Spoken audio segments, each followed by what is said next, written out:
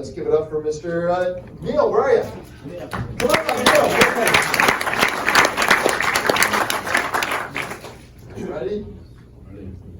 Put your monitor up there, and you tell me when to go. Ready? Ready. Go.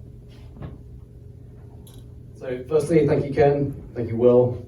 Great opportunity to speak here finally. I've been wanting to speak here for a while. And it's my intention in the next 10 minutes to instill in you a new belief in your body's ability to heal itself so you can become free from illness, pain, and medication and live a life rich in vitality. This is one of my favorite quotes. The body's ability to heal without drugs is greater than Western medicine has ever allowed you to believe. One of my favorites because it's mine. My runway to this aha moment that I'm about to share with you began when I was about 2, when I used to take a stroll every morning on the beach, contemplating my life and wondering what I was going to do for business. And around this time was when I started to develop this thing called eczema, when my skin would get very, very sore. And as a child, I used to go to bed with white gloves to prevent me from scratching, because otherwise I'd wake up with blood all over my arms and legs. So I used to wear these white gloves to prevent me from scratching, but I'd actually rip holes in these gloves. And that continued throughout primary school, which in your language is until about the age of 11 or 12. And it got worse and worse and worse. Some people grow out of their eczema. I didn't. And it got worse when I was around 16, 18, doing exams, and then university, then during my master's. And even when I was working in London in real estate, it just got worse and worse and worse. And I was always given the same symptom masking treatments by my doctor, which meant it would always come back. So things like steroid creams, which harm the pigmentation on your skin. You can't really see that. But harmful moisturizers and antibiotics, which can really harm the gut bacteria and harm the immune system. And at some point it went over my face, and there was a particular time at work in my late 20s when a girl saw me come into the office and she just literally pointed at me and went, "What the hell has happened to your face?" And I kind of laughed it off and I kind of brushed it away. And it wasn't until my father suffered a stroke that I went on a bit of a mission to find out precisely why he suffered the stroke, because I had this kind of inner knowing in my heart that it was avoidable. And I remember him being diagnosed with this condition a few years prior to his stroke called chronic inflammation. And at the time, I didn't know what that was. It just didn't sound like good news. So I went on a bit of a mission to find out what it was all about.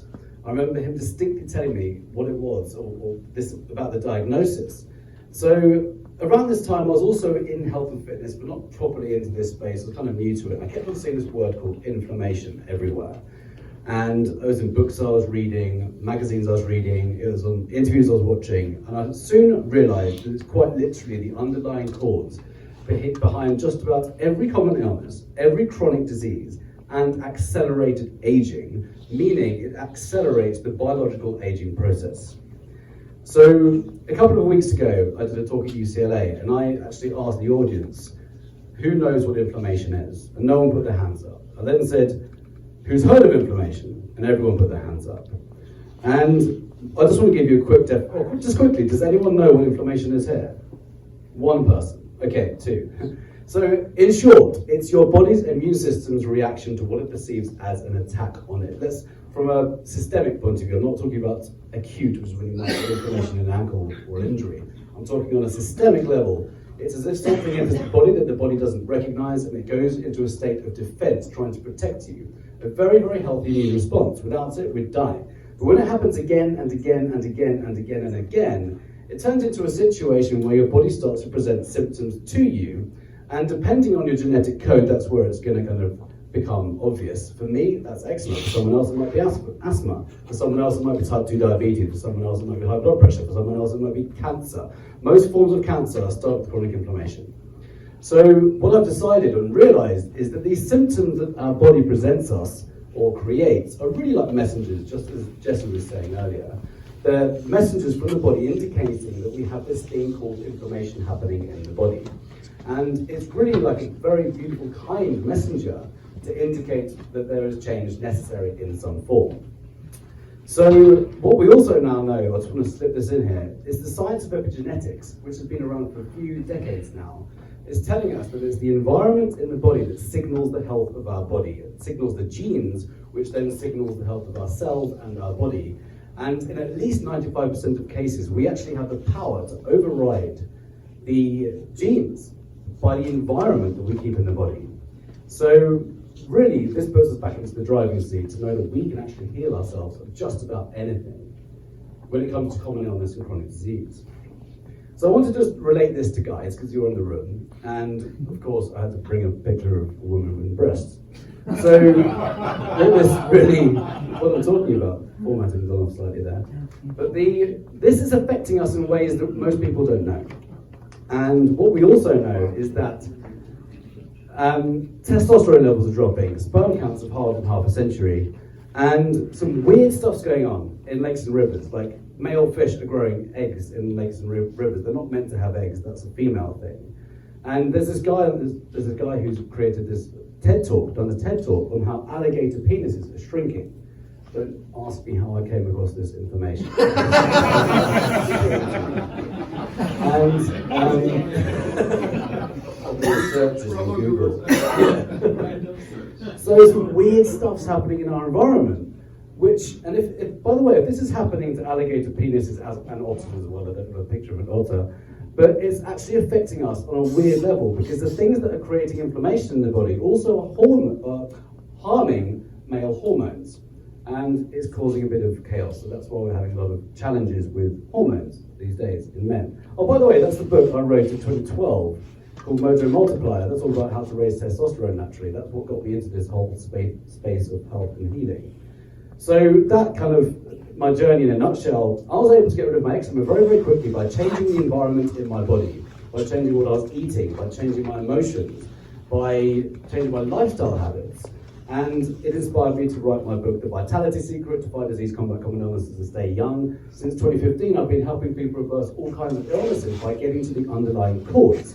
Things like various skin conditions, type 2 diabetes, pre-diabetes, high blood pressure, high cholesterol, arthritis, and gout. Low testosterone in men, fibromyalgia, even Parkinson's in one spectacular case. That was a total fluke, helping someone reverse type 2 diabetes the holistic way, the only way to reverse type 2 diabetes. And I've become so weirdly fascinated about people reversing incurable illnesses according to Western medicine that I started a podcast in which I interview people who reverse incurable illnesses. So things like lupus and fibromyalgia and multiple sclerosis, chronic pain, endometriosis, gastroparesis. There's lots of different illnesses that have been reversed, which Western medicine says are incurable. On that particular point, if we hear something's incurable, a doctor, what they really mean is drugs or surgery won't cure it. That's what they really mean by that. But there's lots of other options out there. And Jesse touched on some of these earlier. So what causes inflammation? Typically toxins and trauma. So most of us are aware of toxins in the environment, what we're eating, what we're consuming, what we're exposed to. It might be metal in the mouth, like mercury, or infected root canals and cavities. There's lots of things that might create this inflammatory effect in the body. And thoughts and emotions, trapped emotions, trauma. There's a slogan that says, the organs weep the tears the eyes never shed. If we don't release trauma from the body, it gets stored.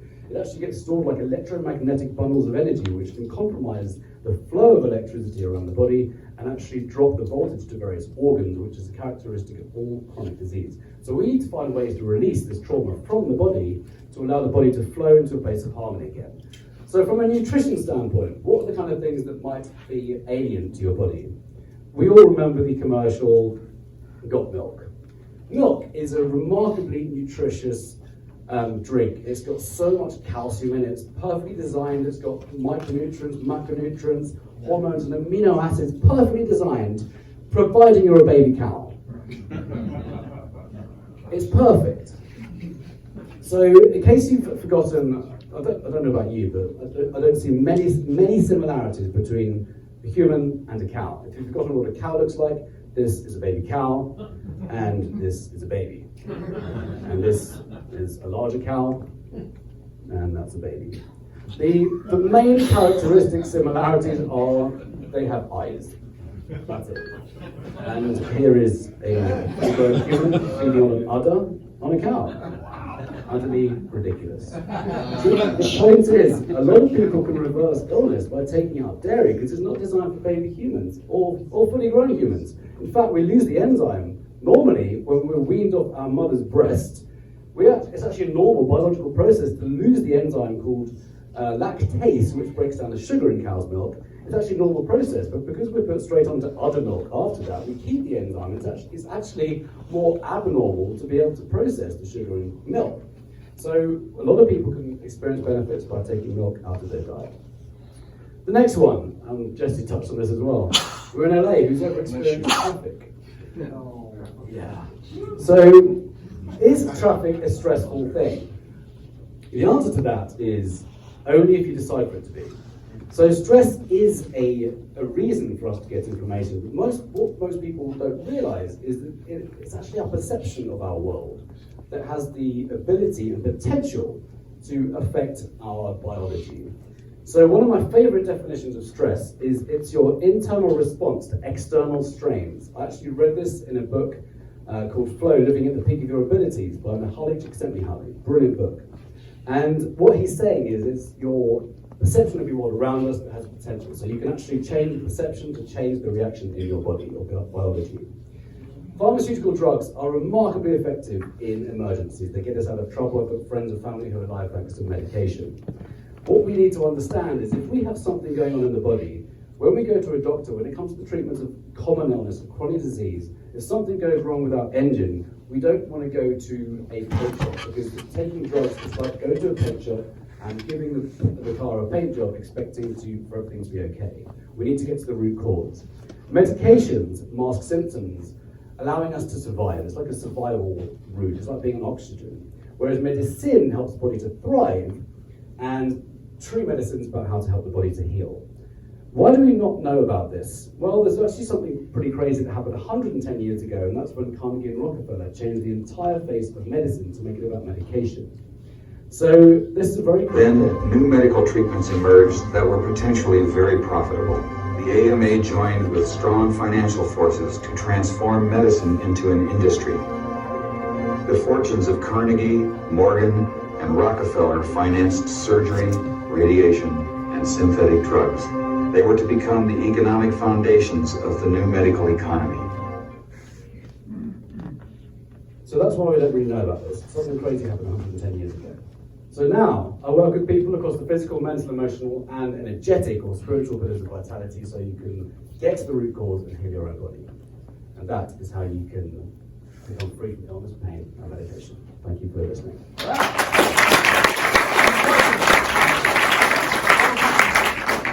First off,